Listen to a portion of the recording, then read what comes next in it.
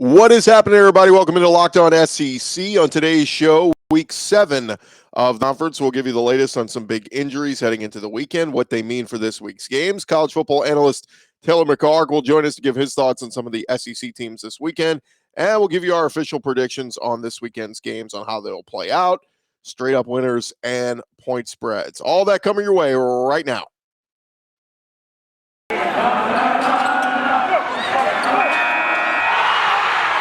You are Locked On SEC, your daily podcast on the Southeastern Conference. Part of the Locked On Podcast Network, your team every day.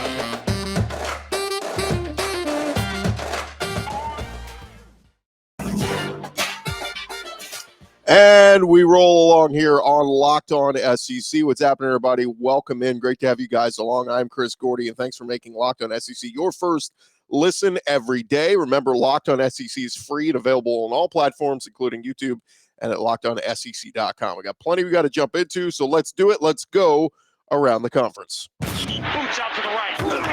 Takes the handoff. What a catch! Around the conference. And we start over in Baton Rouge as the bad news keeps getting worse for LSU. Earlier this week, we told you the Tigers would be without star wide receiver Kayshon Boutte the rest of the season. Then on Wednesday, we found out All-America cornerback Eli Ricks is going to miss the rest of the season. That's on top of stud corner Derek Stingley being out indefinitely still. And then yesterday, we found out starting defensive end Ali Gay. He's going to miss the rest of the season. And then last night, Coach O revealed defensive lineman Joseph Evans is going to miss the rest of the season, most likely. Andre Anthony, he was ruled out a few weeks ago. Sounds like Miles Brennan isn't going to come back this year. The roster is not in the best shape for LSU as they try to save Coach O's job. And oh, by the way, you get Florida next, then road trips at Ole Miss and Alabama. Not looking good for the future of Coach Ed Ogeron in Baton Rouge. Over at Georgia, the number one team in the country, no official news yet on their starting quarterback this week, but David Pollack was on the Chuck Oliver show yesterday and said it's not even debatable for him. He says he would roll with Stetson Bennett at quarterback. JT Daniels continuing to nurse that lat injury from earlier this year. We've heard he's been doing more at practice this week, but not going to be surprising if it is Stetson Bennett that starts this week versus number 11 Kentucky. That's good news if you're a Kentucky fan, because you would think JT Daniels a little bit more talented than Stetson Bennett, but Bennett's done a really good job managing the game, making nice throws, taking what's there. Be interesting to see, but sounds like Stetson Bennett going to get the start for Georgia against Kentucky. Over in Knoxville, Josh Heupel and the Vols face a tough test this week, hosting Lane Kiffin and the Ole Miss Rebels. And it's two of the better offenses in the SEC, but the Vols could be without their starting running back, Tyon Evans. He has been banged up the last couple weeks. During his presser on Thursday, Heupel said it's still too early to tell if Evans will be able to play against the Rebels. If Tyon Evans can't go, it's a big loss for the Vol offense. Evans has 73 carries for almost 500 yards and 6 touchdowns this season. Over at Alabama, after undergoing hand surgery, linebacker Drew Sanders, he was forced to miss the A&M game last week. During his media availability yesterday, Nick Saban announced that Sanders will be unavailable for this week's game against Mississippi State as the linebacker continues his recovery. Saban said he is not available and said that he's out there in pads every day, but it's not safe for him to use his hand just yet. Sanders has 14 tackles in 4 games this year, also 2 pass deflections. Following their upset win over Alabama, Texas A&M, they're turning their attention to Missouri, and Jimbo Fisher, talking with the media this week, said this game is a trap game for us, just like we were to Alabama. He said Missouri is a very good football team. They play extremely well at home. Tigers have won 3 of their 4 games in Columbia this year, so good news for Missouri, but their one loss was that blowout loss to Tennessee at home. Over at Mississippi State, head coach Mike Leach talking about his senior leader, Will Rogers, at quarterback, and he said this week, quote, he does a good job of asserting himself as far as creating energy. Quarterback, just kind of by position, they're leaders, takes the team on his shoulders and tries to elevate them any way he can. Mike Leach going to lead his Bulldogs and Will Rogers against Alabama on Saturday night. We'll see if the Bulldogs can keep it close. Man, Alabama can't lose 2 in a row, right? Over at Auburn, Brian Harsin, he was talking about Chandler Wooten this week and how he's been able to help fill in for the injured Owen Papo, who's missed time since he suffered an ankle injury against Penn State. Wooten has done that and then some. Wooten had 10 tackles in the Penn State game, but since then, the other 3 games, he's had a combined 23 tackles. Harsin telling the media this week that Chandler Wooten has stepped up. He said he's filled that role, which is what good players do. Chandler's a captain for us. He acts like a captain. He's one of those guys who just really gets it each and every day. Lastly, over as Ole Miss travels to Knoxville to take on Tennessee this weekend, the Rebels, they announced their uniform combo. They're going to go with white jerseys, white pants, and navy helmets. Meanwhile, over in Athens, Kentucky, making their road trip, they're going to wear chrome helmets with white jerseys and white pants. And Florida heading to Baton Rouge to face LSU. A little bit of a different look for them. They're going all orange. Florida's going to wear orange helmets, orange jerseys, and orange pants as they make their trip to Baton Rouge to face LSU. And then over, meanwhile, Vandy, they will travel to South Carolina. They will wear white jerseys with gold pants and gold helmets. So there's your SEC uniform update for SEC Week 7 as any of these teams head on the road, announcing their uniform combos. Thanks again for making Locked On SEC your first listen every day. Coming up next, we're going to talk all things college football, or all things SEC, with our buddy Taylor McHargue, college football analyst. That is next. Need to remind you guys about our friends at Built Bar. So many delicious flavors. There is something for everyone. We tell you all the time, Built Bar flavors, not only the best tasting, but they're healthy as well. 17, 18 grams of protein packed in there. Calories ranging from just 130 to 180. 4 grams sugar, 4 grams net carbs. You can't go wrong. And talk about those flavors, from the cookies and cream to the mint brownie, my favorite, raspberry, coconut, cherry barcia, salty caramel, strawberry. There's something for everybody. And I tell you guys all the time, if you haven't tried them all, you need to get a mixed box. You'll get 2 of each of their 9 flavors. You can try them out, see which one you like the best. Just go to BuiltBar.com right now. Use our promo code LOCKED15. That's LOCKED15, and you'll get 15% off your order. Again, use the promo code LOCKED15. Get 15% off at BuiltBar.com. If you're just starting to get back into the workout groove, summer's over, heading into those winter months, you're going to be hitting the gym a little bit more. You definitely want to be thinking about Built Bar as a healthy alternative. Post-workout, it is great, but even just a healthy snack in the afternoons, it is a great alternative. Go check them out, BuiltBar.com.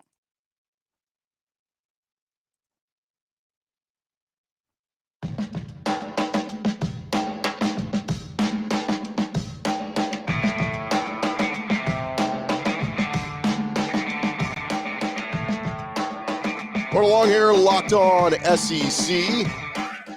And one of our favorite segments every week, every Friday, we catch up with our buddy Taylor McHargue, college football analyst.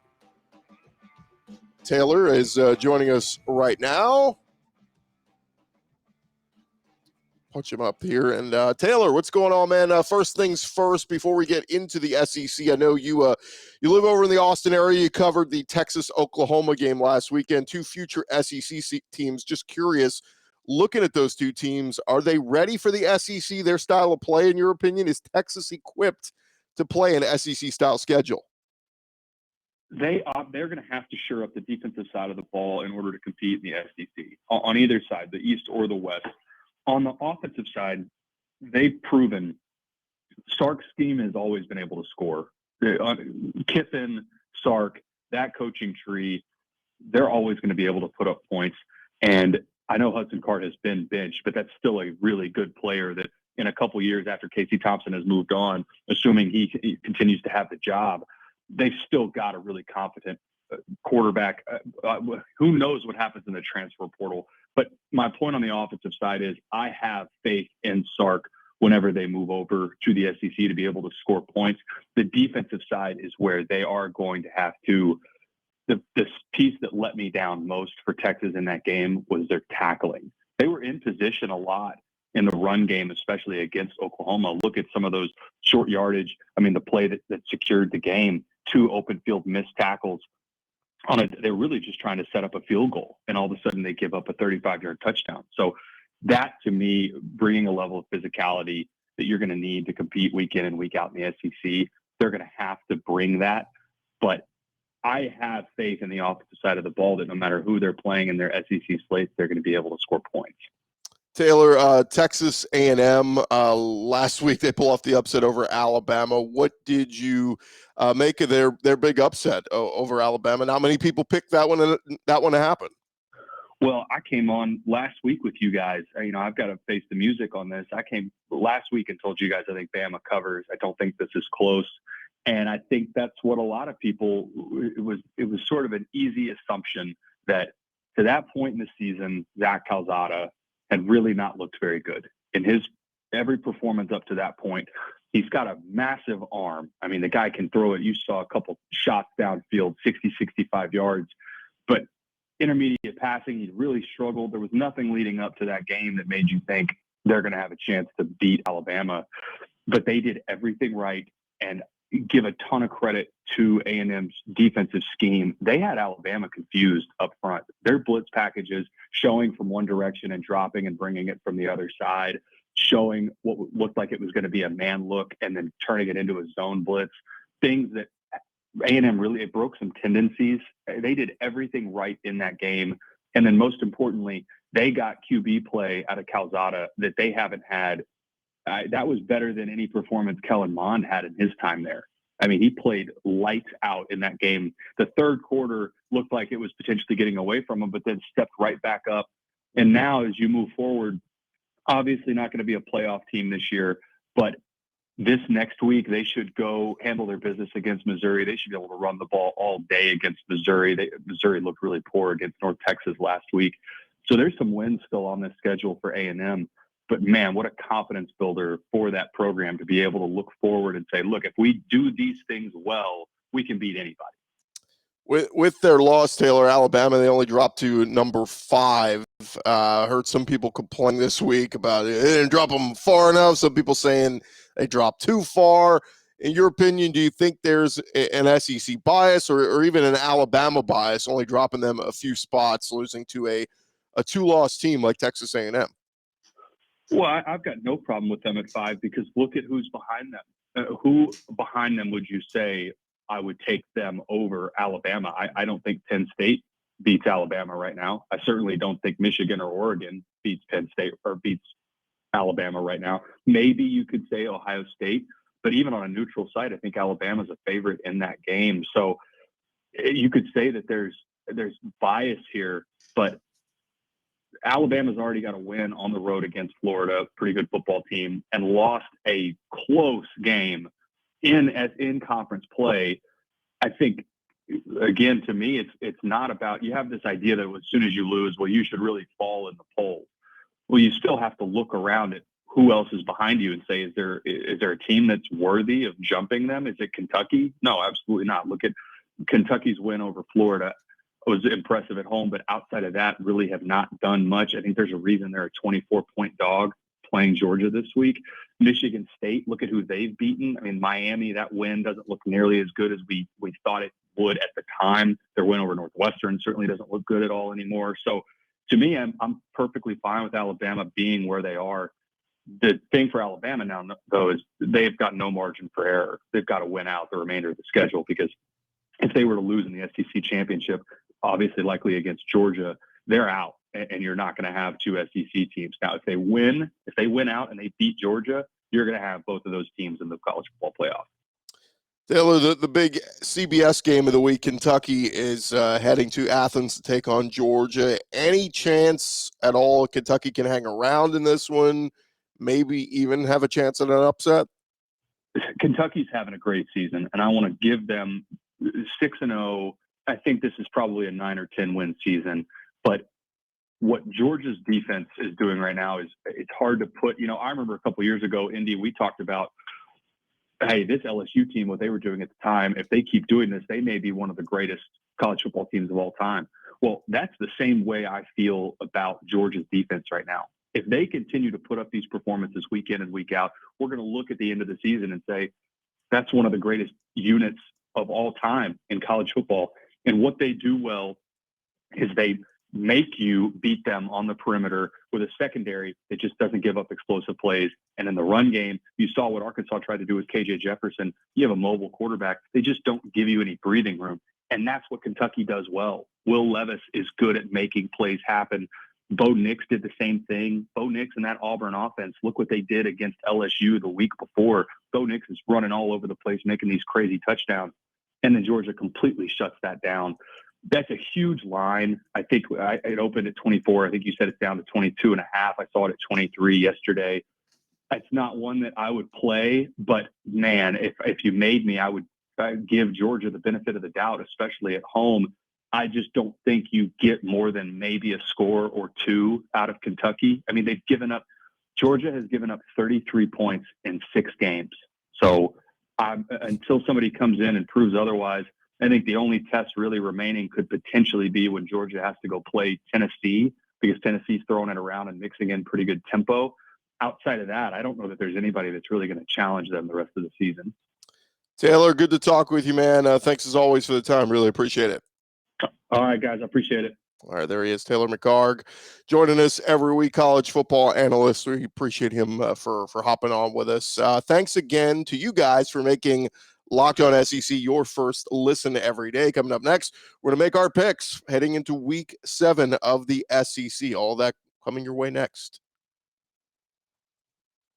Always good to remind you guys about our friends at BetOnline.ag. It is a Friday. We're heading into yet another weekend full of games, college football games, SEC games all day Saturday, NFL on Sunday. We got MLB playoffs happening tonight. All of that is available for you at BetOnline. And BetOnline is your number one spot for all things pro and college football action this year.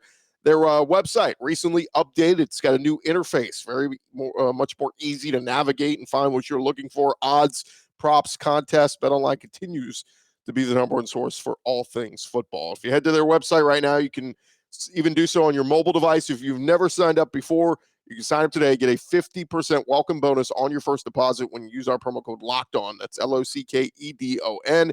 Use the promo code LOCKEDON and get a 50% welcome bonus. BetOnline is the fastest and easiest way to bet on all your favorite sports. BetOnline, it is where the game starts. Do yourself a favor. Go get in there right now. Get signed up before the weekend starts. BetOnline.ag.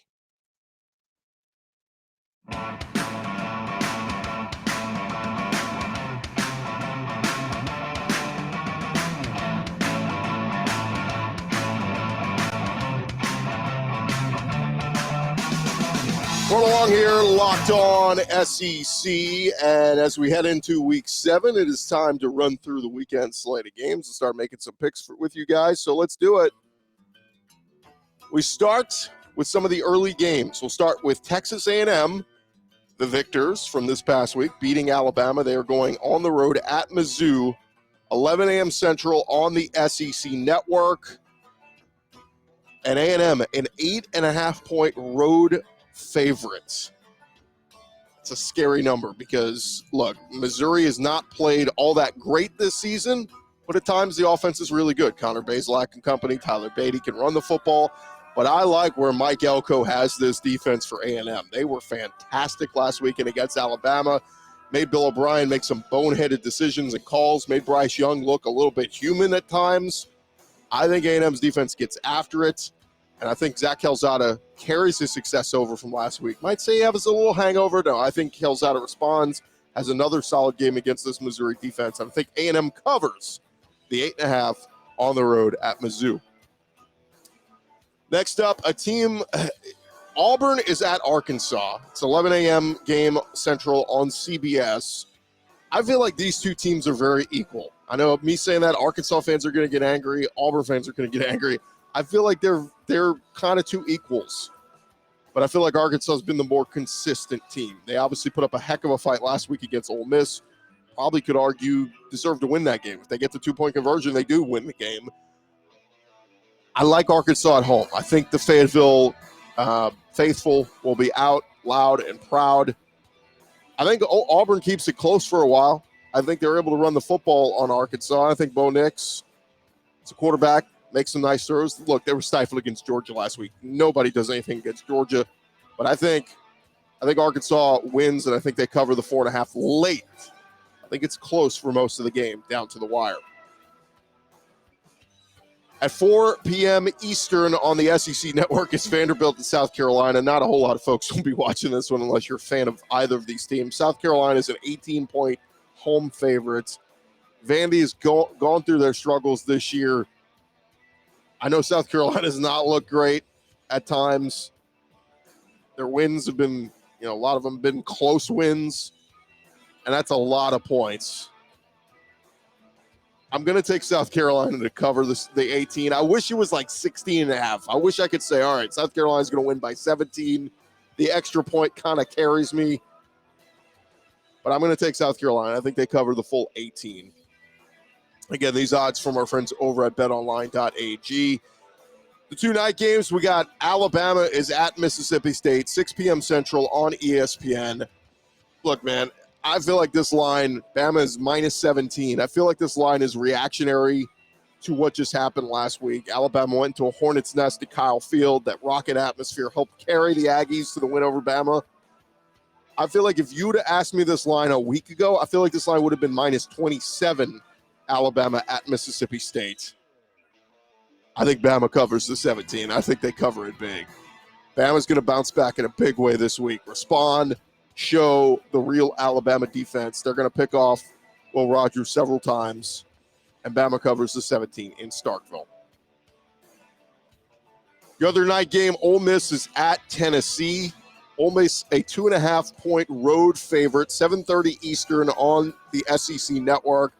Look, I've become a little bit of a Vol fan in recent weeks. I like what they've done with the run game with Tyon Evans and Hendon Hooker at quarterback. I think he's played really well. He's 20th in the country in touchdown passes. It's crazy because he didn't even start the year as a starter. But the Tyon Evans, questionable. The injury scares the heck out of me. And I feel like Lane Kiffin is going to try to win Matt Corral the Heisman Trophy. He wants him to pad his stats, and he's going to have Corral flinging the ball all over the place. I think the crowd will bring it. I think the crowd in Knoxville is going to be loud and proud and letting Lane Kiffin know, look, there's no jilted lover syndrome here. We just don't like you, dude. But if I got to go with my head, and my head says Ole Miss covers the 2.5, especially with the questionable injury to Tyon Evans. I think Tennessee's defense steps up and has some plays. I think they can get some turnovers. They've played much better in recent weeks. Go look at the few amount of points they've been given up as of late. But I think Ole Miss on the road gets the win and covers the 2.5. And then the 3:30 Eastern game, our game of the week on CBS. It is number 11 Kentucky at number 1 Georgia. Game this close to having a battle of two top 10 teams. I don't know why they kept Kentucky out of the top 10, but they're number 11 in both polls. A 22-point home favorite Georgia is. To the 11th team in the country. It just seems absurd to say this. But, man, I don't know how Kentucky's going to put up a lot of points. I just feel like the Georgia defense is stifling. They're so good at not allowing scores, not allowing barely any touchdowns this year. It was like pulling teeth for Auburn last week just to find the end zone once. I think they're going to come out. I think Liam Cohen's going to come out with some trick plays. They're going to find a way to get Wan'Dale Robinson the ball down the field, Josh Ali, the run game of Chris Rodriguez, one of the best in the country, Kavasier Smoke. But I just think the Georgia defense is too good, man. I think Georgia wins, but, man, it is so close to say. Maybe they win by like 21. Maybe they win 24-3. Maybe they win, 20. Say they get Kentucky gets to 10. Maybe they win 31-10. The 22 just seems like so many points. I'm going to take Kentucky plus the 22. I think Georgia still wins the game, but give me Kentucky covering the points. It's just so many points. I think low-scoring affair regardless. And there you have it. Those are our picks for this weekend. Again, those betting odds lines from our friends over at betonline.ag. Go check them out. Sign up if you haven't yet. That is going to do it for this edition of Locked On SEC. Again, thanks for making Locked On SEC your first listen every day. Now go make your second listen. Check out some of our other great podcasts along the Locked On Podcast Network. You got Locked On Vols, Locked On Razorbacks, Locked On LSU, Locked On Gators. Go check them out. Plenty of opportunities and ways to find them as you get ready for yet another Saturday in the Southeastern Conference. I'm Chris Gordy. I'll talk to you guys on Monday. Well, full reaction to all the games from the weekend. Talk to you guys then.